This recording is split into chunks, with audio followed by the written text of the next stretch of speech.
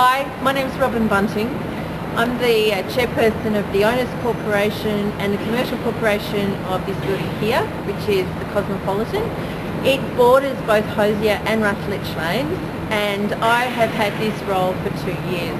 When I first took over the role, one of the first things I personally had to decide was what would make this laneway a better place for everybody that lived in my building, let alone all the people that we have coming here as tourists and working.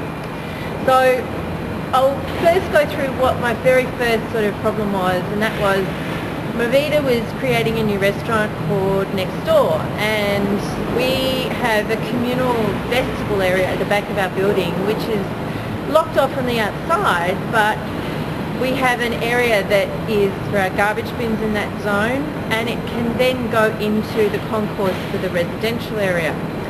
We didn't have a locked door that led from the vestibule through to the hallway to the residence, and during the period of their renovation we had 6 robberies, one of which was a door actually being busted and broken in on the apartment.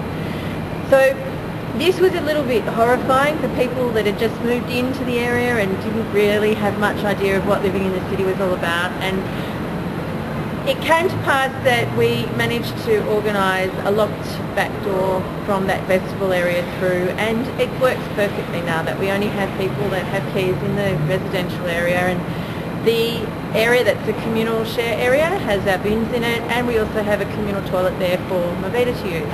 So that was the first issue. The next issue was the external perimeter of our building, and as you can see I'm standing next to a gate. Just above me I've got a housed conduit area which is slanted, but we'll show you what it used to look like by panning down the laneway a bit more. And you can see that it is an external conduit which has a box over it. The reason why we put in the slanted covering is because the external area of the lane was actually starting to move in on the internal area of our building. And as we've got 30 apartments with residents in them, we sort of didn't want just anybody being able to get access.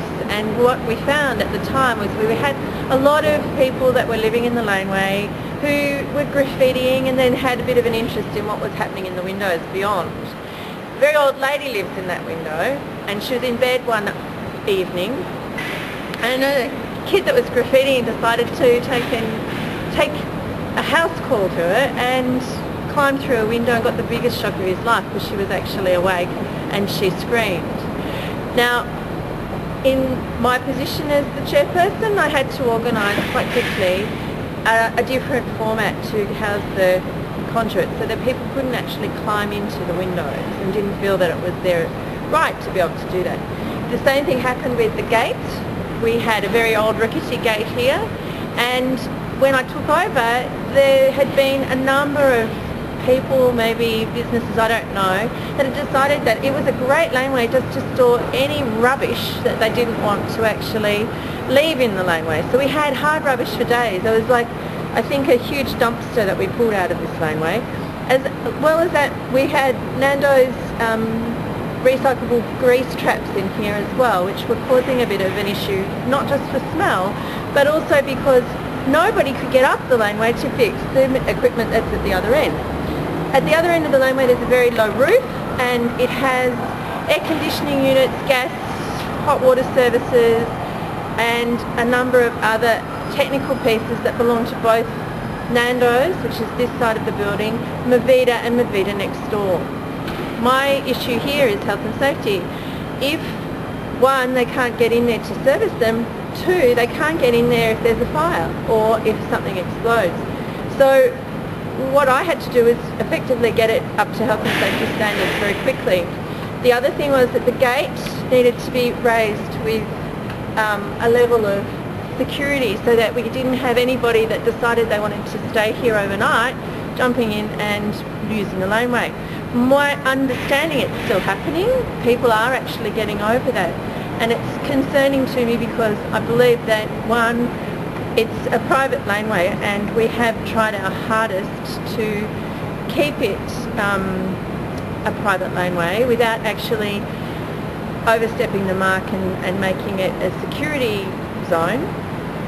But two, if somebody injured themselves, I would feel personally responsible for that, and I don't feel that it is a good thing to have somebody hurting themselves. So we need to work out a way of making that a little bit more non-user friendly for people using it to sleep in, but also making sure that whatever happens to those people is something that we are all responsible for. So there needs to be some sort of way of housing the homeless without actually getting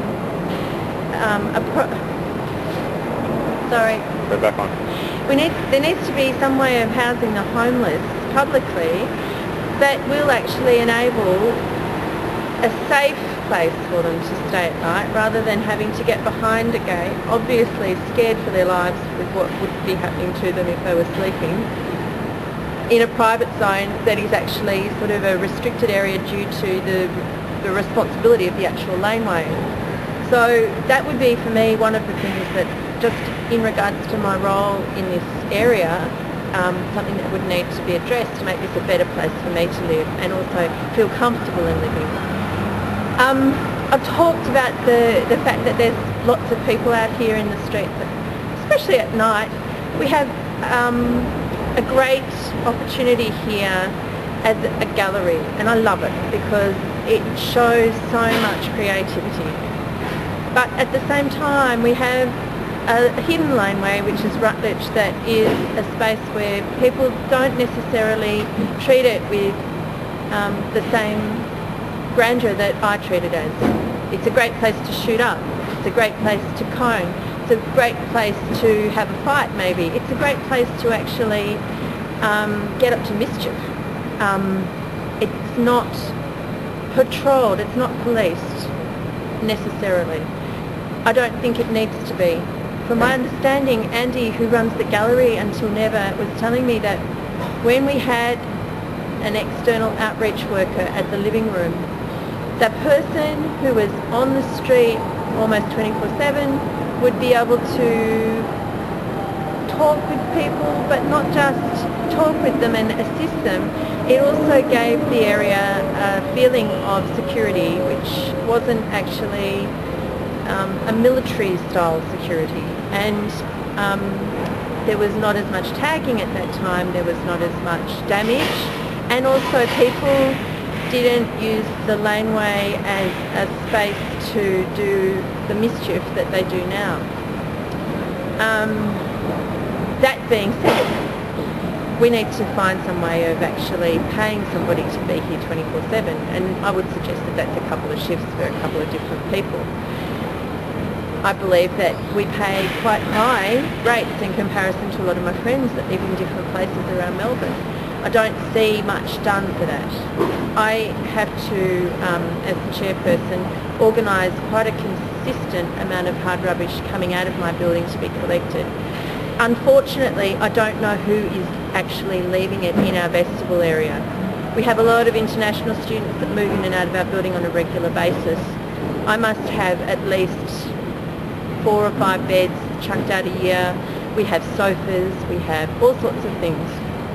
One of my biggest issues is I've tried to ask the council for help.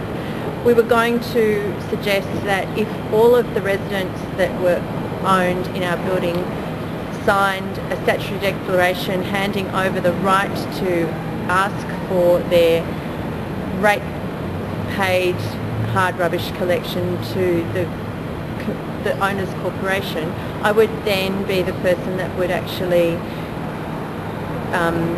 organise that per month, and I would probably get one collection per month for the building.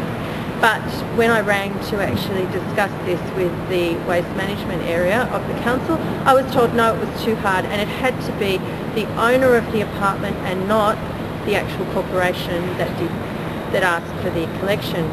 This to me was quite disconcerting, and as a consequence, because I only have one particular collection zoned to my apartment a year, I've had to actually